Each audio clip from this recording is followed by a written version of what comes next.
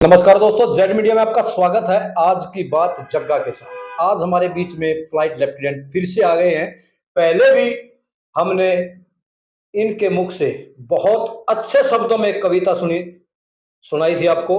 आज फिर वापस से वही समय आ गया है। हमने पहले बोला भी था आपको कि वे हर संडे को एक कविता आपको सुनाएंगे, लेकिन कुछ टेक्निकल मिस्टेक के कारण नहीं सुना पाए। आज फिर हमारे बीच में आए हैं, उनसे फिर एक नए अंदाज में कोई कविता सुनने की कोशिश करते हैं। भाई साहब राम राम। राम राम जग्गा भाई। आज विशेष तौर से हमारे बीच में अनूप कुन्नू भाई हैं और इनके जो राष्ट्रवादी विचार सुन के मेरे को ऐसा लगा कि आज फिर से हम एक कविता की रिकॉर्डिंग करें, क्योंकि कुंडू साहब के विचार सुन के मेरे को लगा कि जो हमारे जो बुजुर्गों ने हमें जो संस्कार दिए थे, या हमारे देश की जो संस्कृति कहती है कि हमारे देश में दो ही तरह के इंसान पैदा होते थे, एक भगवान भगत और दूसरे राष्ट्र भगत। आज कुंडू साहब की बात सुन के मुझे सही मायने में लगा कि यस, हमारे बीच में एक राष्ट्र भगत बैठे हैं और उनके हिसाब से जो राजनीति का परिप्रेक्ष्य होना चाहिए वो बहुत ही प्रभावित करने वाला है जी।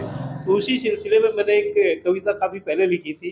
तो मैंने एक तरह से जब इस देश में ऐसा माहौल था कि हर दिन कुछ न कुछ उल्टा सीधा होता रहता था, दिल को बहुत ही पीड़ा पहुंचती थी।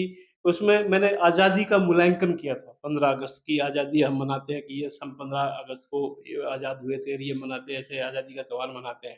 आज़ादी का जो पवित्र त्यौहार है किस ढंग से मनाना चाहिए, लेकिन देश में हुई विसंगतियाँ दिल को बहुत ठेस पहुँचाती थी। उसी सिलसिले में मैंने लिखा था कि जब से हम आज़ाद हुए हैं, जब से हम आज़ाद हुए हैं, अपनों से बर्बाद हुए हैं। जब से हम आज़ाद हुए हैं, अपनों से बर्बाद हुए हैं, आम आदमी टुकड़े गिनता, नेता सब आबाद हुए हैं, हम इतने आज़ाद हुए हैं। क्या कहना है अनूप जी इस पर? नहीं, ये सही कह रहे हैं, मगर ये 2014 से पहले की बात है। क्योंकि आप भी नेता बनने वाले हो। ये 2014 से पहले की बात है। जी बिल्कुल जी। सही कह रहे हैं। तो ऐसा लगता था, अनिश्चितताएं इस देश के अंदर बहुत फैल गई थी। 2014 से पहले कुंडू साहब बिल्कुल सही कह रहे हैं कि जब से हम आज़ाद हुए हैं, अपनों से बर्बाद हुए हैं, आम आदमी टुकड़े गिनता, नेता सब आबाद हुए हैं, हम इतने आज़ाद हुए हैं। यमुना मैली मैली गंगा, नेता चंगा साधु नंगा, असमंजस में फंसा तिरंगा, दंगे और फसाद हुए हैं, हम इतने आज़ाद हुए हैं। वो दौर था अनिश्चितता का 2000 से पहले का। लेकिन अभी एक आशा की किरण, जैसे कुंडू साहब जैसे लोग फील्ड में आएँगे तो बिल्कुल हम इस राष्ट्र को दोबारा से निर्माण करने की हिम्मत रखेंगे, अगर ऐसे लोगों को विकास। क्योंकि क्या होता है, अगर एक गिलास के अंदर गंदा पानी चला जाता है, उसको साफ करने का तरीका होता है उसमें अच्छा पानी डालते जाओ। ऐसे ही हमारी व्यवस्थाएँ हैं, हमारी विधानसभा, हमारी लोकसभा में अच्छे लोग जाएँ, अच्छा राष्ट्र निर्माण होगा। जी जब भी मैंने लिखा कि यमुना मैली मैली गंगा, नेता चंगा साधु नंगा, असमंजस में फंसा तिरंगा, दंगे और फसाद हुए हैं, हम इतने आजाद हुए हैं। अनाचार दुराचार यहाँ पे, सत्ता है व्यापार यहाँ पे, धर्म पड़ा लाचार यहाँ पे। क्योंकि आज पता नहीं कितने लोग सनातन धर्म के खिलाफ बोलने के लिए आ गए हैं। ये सही वही मेरे ख्याल समय है जब श्री कृष्ण ने गीता का उपदेश दिया था। और ऐसे ही फिर वो जो असुर दोबारा से सर उठाने लग गए थे। जी। अनाचार दुराचार यहाँ पे, सत्ता है व्यापार यहाँ पे, धर्म पड़ा लाचार यहाँ पे, जैसे बाणों की सैया पे भीष्म पिता में पड़े हुए हैं, हम इतने आजाद हुए हैं। नारी की यहाँ आसमत लुटती, माता पिता की इज्जत घटती, संस्कार चढ़े भेंट पश्चिम की।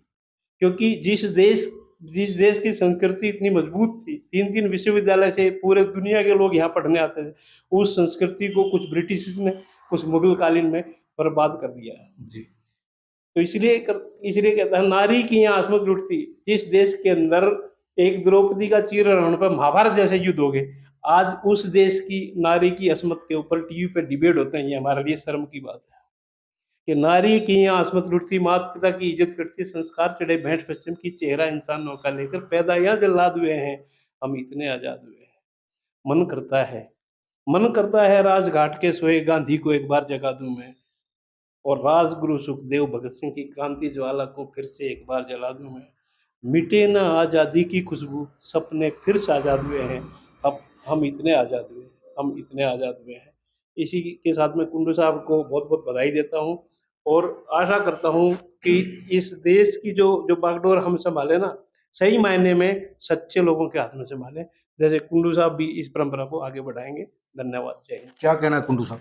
नहीं, मैं शुक्रिया करता हूँ भाई साहब का। मतलब बहुत गहरी चोट राजनेताओं पे दी है, नहीं, ऐसी शब्दों के वाण जिसको बोलते हैं ना, वो राजनेताओं के दिल पे लगाए हैं बिल्कुल।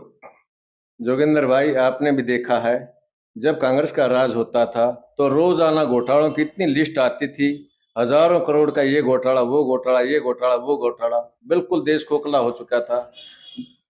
हमारे पड़ोसी देश डे बाय डे आक्रमण करते रहते थे किसी न किसी बहाने से। आज वो सारी स्थितियां बिल्कुल खत्म हो चुकी हैं। अमन और चैन से ये देश में शांति बनी हुई है। विदेशों में हमारी एक पावर के रूप में उभर के आए हैं मोदी जी के राज में।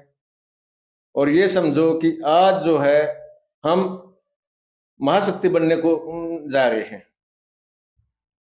जी, जैसा कि भाई साहब ने बताया और फ्लाइट लेफ्टिनेंट विजेंद्र शर्मा जी ने दिल की गहराइयों से जो बात बताई वो दिल को तो छू गई, लेकिन कितना इससे लोग जागृत होंगे वो तो लोगों का मन ही बता पाएगा।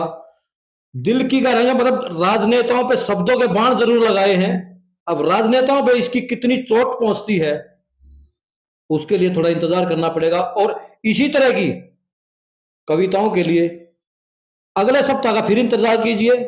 अगले सप्ताह फिर कुछ ना कुछ नया दिखाएंगे, कुछ ना कुछ और कुछ नया निकाल कर लेकर आएंगे। इसी तरह की खबरों के लिए बने रहिए जेड मीडिया के साथ। लाइक करें, सब्सक्राइब करें और शेयर करना बिल्कुल ना भूलें।